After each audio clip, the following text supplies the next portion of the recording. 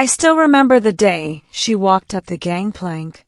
The sky was gray and heavy with rain, matching the mood of everyone on the deck. We were tired.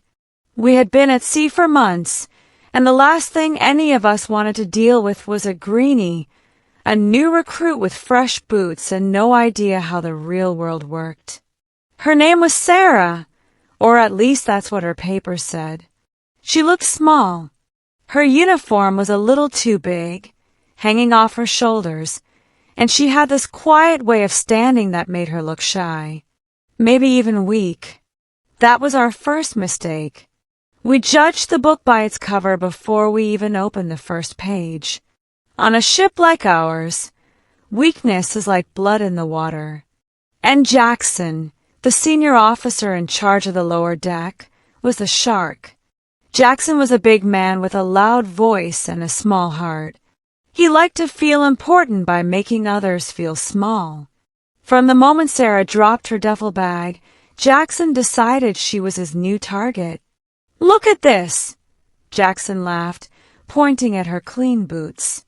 "Did your mommy pack your bag for you, little girl?" Sarah didn't get angry. She didn't cry.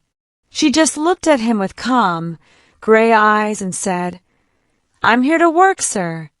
"Irk, sir," Jackson mocked her voice. "Well, get to it. The latrines aren't going to scrub themselves." For the next 2 weeks, it was hard to watch. I feel a heavy stone in my chest when I think about it now because I didn't do anything to stop it. None of us did. We just kept our heads down, glad that Jackson was picking on her and not us. He gave her the worst jobs. She scrubbed the floors with a toothbrush. She peeled potatoes until her hands were raw. When we sat down to eat, Jackson would accidentally knock her tray over, spilling her food. The whole mess hall would go quiet, waiting for her to snap. But she never did. She would just kneel down, clean up the mess, and go back to work without a word. But there were things we missed because we were too busy laughing or looking away. We didn't notice how she fixed the engine pump that had been broken for weeks, just by tightening a valve no one else knew about. We didn't notice how she studied the navigation charts when she thought no one was looking. We didn't see the strength in her silence. We just saw a victim. The breaking point came during a storm. It was night, and the waves were crashing over the bow like hammers. Suddenly, the red alarm lights started flashing. The main turbine had overheated. If it blew, we were dead in the water. Chaos broke out. Men were shouting, running back and forth. Jackson was yelling orders, but you could hear the panic in his voice. He didn't know what to do. He was just screaming to hide his fear. "Get the hoses!" Jackson yelled.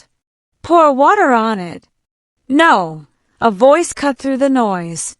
It wasn't loud, but it was sharp and hard as steel. We all turned. It was Sarah. She wasn't standing like a shy recruit anymore. She stood tall, her feet planted firmly against the swaying of the ship. "If you use water on an electrical fire, you'll kill everyone in this room," she said. Her voice was ice cold. "Vent the steam pressure. Cut the fuel line to Sector 4. Now." Jackson turned red. "You don't give orders here, Grunt." I said. "Stand down, sailor," Sarah said. She didn't shout, but the authority in her voice hit Jackson like a physical slap. She stepped past him, moving to the control panel with a speed and confidence that made us dizzy. Her hands flew over the buttons. "Ensign, open the release valve." "Chief, stabilize the pressure." We didn't even think. We just obeyed. She wasn't the new girl anymore. She was the leader. In 3 minutes, the alarm stopped. The humming of the engine returned to normal. The ship was safe. The silence that followed was heavier than the storm outside. We stood there, sweating and shaking, looking at the small woman who had just saved our lives. Then, The heavy iron door to the bridge opened. Captain Reynolds walked in, looking pale.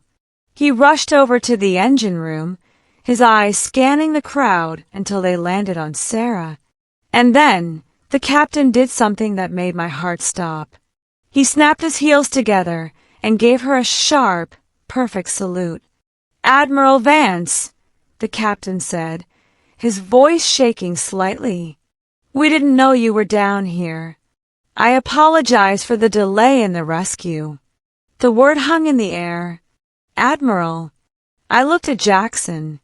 All the blood had drained from his face. He looked like he was going to be sick.